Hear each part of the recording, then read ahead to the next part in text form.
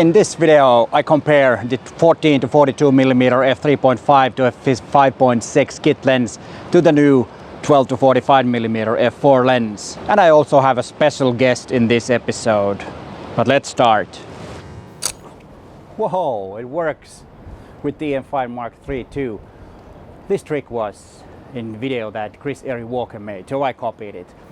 He made a video about the M1 Mark III and he used this trick. I will link to the video in the description of this video. But welcome to London. And do you know what happened just before I started doing this? I'm under the Royal Victoria Dock Bridge and it's a heavy wind here and I knocked off my camera on my tripod and look what happened. Well, for certain it's not weather sealed right now. And hi there, I'm Peter Forsgård, an Olympus visionary and a professional photographer from Helsinki, Finland. But let's get right into the business. Many of you might think what would be the next lens if you already have the kit lens, and always having a fast prime lens is a good idea. But there is another option, and that could be the 12 to 45 mm f4 lens. I needed to come inside to the hotel room just to check that the files are okay when I was filming out there, and I didn't have my laptop with me, so I needed to check, and because the camera only showed me 15 seconds of my minute-and-a-half clip and I was a bit worried that there's something else wrong, but the clip was all right, and I checked it on my computer. But once we're here inside, let's look at the specs.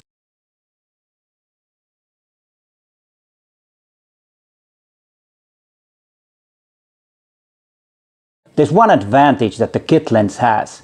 It's a pancake lens, so it's a really small lens to carry around if you have one of those smaller OMD bodies. It's a perfect lens for travel because you can fit the lens into your pocket. And also if you look at the focal length of these two lenses, they're very close.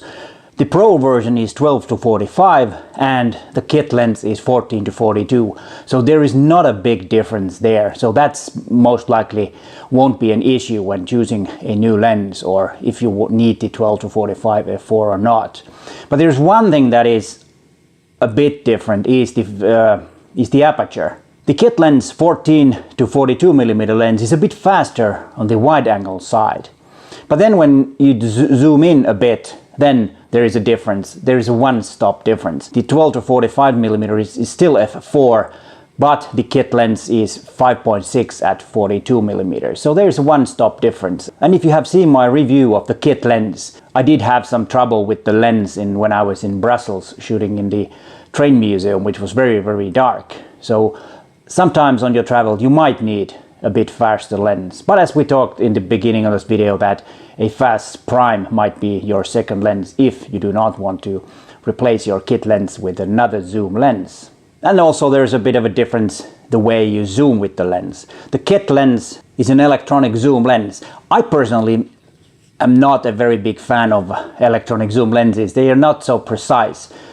Hand or manual zooming is a lot better in my opinion, because you can see the focal length in the viewfinder and it's more precise to use the zoom as manual. So the electronic zoom is not that good. One good thing about the electronic zoom though is that you can set from the menu so that it will always be turned on, or when you turn on, well, let me rephrase that. When you turn on the camera, the zoom will be in the same position when you turn off the camera. That can be set from the menu system. If you don't set it, it will always start with the 14 mm. But that's also an option, and that's one good thing about the electronic zoom. And of course, if you do video, you might get a lot smoother zooming with the electronic zoom if you want. And from the menu system, you can choose how fast you will zoom with the electronic zoom. But let's talk about the image quality next, which is also a very important thing. And let's go to my office and see what the image quality is with these two lenses. And is there any big difference that might be a decisive thing when you choose your next lens? Okay, here we are at my computer and let's look at these two images first. These two images are taken right against the sun. You can see the sun behind the building over there. And I just wanted to test this image or this way of so that we could see how the lens is when photographing it right against the sun. So how it looks. When we look at those images like this size on the computer screen side by side, I don't see any difference in the image quality. You can't really tell because they are so similar. Like this is the way it is in most lenses, of course. You don't see a really huge difference. And always remember, if you post your images to social media, Facebook, Instagram, Twitter, whatever the site is, most likely your image quality is good enough with the equipment you already have, which you have right now. But of course, if you post them in Flickr and Photo Shelter or any other sites that the images are, you know, supposed to be big in the screen, then of course the image quality could be an issue. But let's look at a little bit closer. Now we can start seeing some differences on these two images. This one on the left side is 12 to 45 millimeter lens, and the one on the right side is the kit lens, the 14 to 42 millimeter lens. And there is a difference. If we start looking here, the contrast on the wheel of the bicycle that's there, and also here you have sharper and more crisp image around the sun. There is definitely a difference when you start a bit pixel peeping, and I think the difference is not huge, but it will get you a better image quality if you get the 12 to 45 millimeter lens. But I'm not saying that the kit lens is actually that bad. It's pretty good image quality there too. I have two other images. Okay, let's look them 100%. Okay, this is a interesting place. It's I think it was a Millennium Mill, so it's an old mill that has not been used for many years, as you can probably see. It's funny that it's still there. If we look at the image quality here right now, these images are taken not at the exact same time, so there might be a slight light difference. As we can see, this one is a bit more yellow than this one, and there were some clouds, so the exposure is exactly the same, but there is a bit of a difference. And of course you can see the clouds are not exactly the same, so this is not taken at the exact same time. But you know, taking an image, switch the lenses and take another image, and I try to do as close crop. The composition and cropping should be at almost as close, but it's not quite.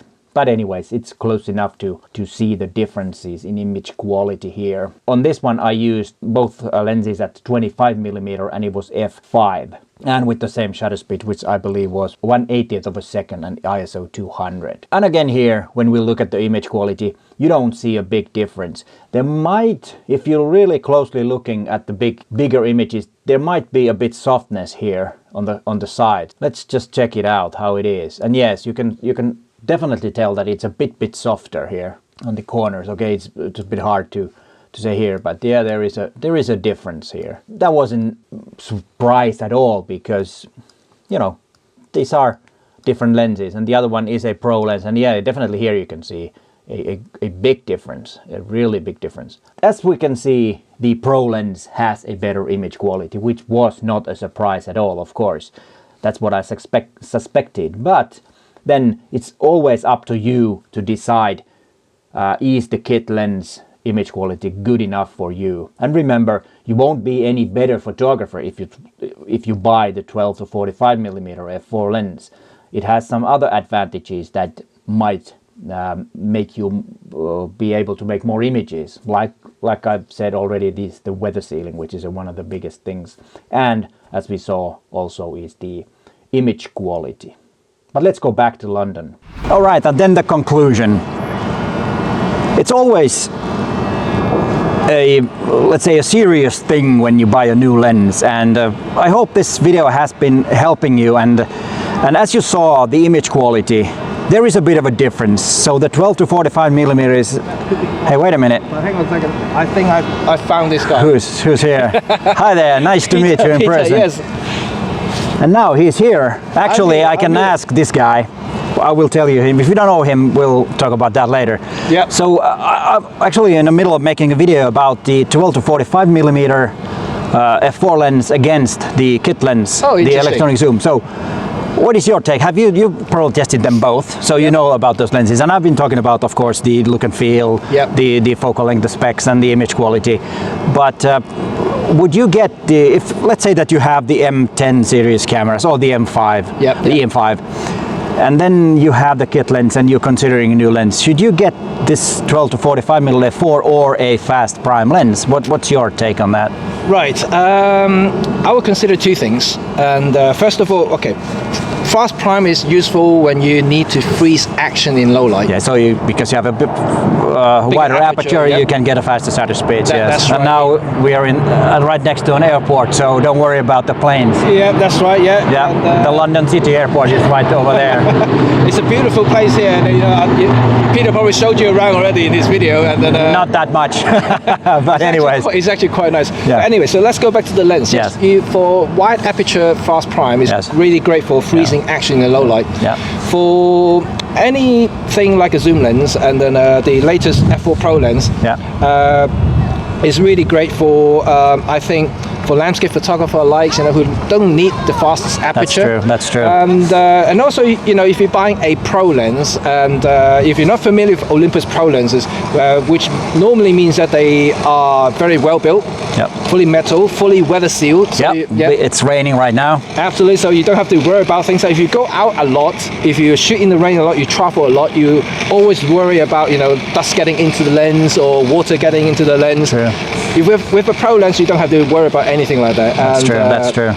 And also, secondly, of course, it's optical performance. No doubt, like you are paying for pro lens, so you will get pro. And that's been proven because I tested those image quality, and with the kit lens, the corners are a lot softer than with the pro lens. So you gain some image quality, and if that's something that you are really into and need that, then of course upgrading a lens is a lot better. Absolutely. And ultimately, if you are looking for an upgrade, if you already own the kit lens, is it worth upgrading? I would say yes. If you want the next level up. And but then also depending on your usage, and then like we talked about just now, if you want to freeze action in the low light, you're better off getting a prime lens. Yes, that's true. And if you need, also again, if you shoot a lot in low light, maybe the 2.8 Pro lens will be more suitable. But if you don't, if you're more landscape, you don't need the shutter speed to freeze something. Yes.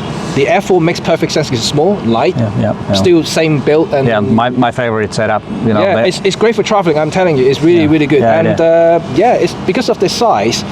I think it's very useful for in a lot of things as well. Like let's say putting on a gimbal if you film a lot. Because it's a lighter setup, so it makes the motor work less.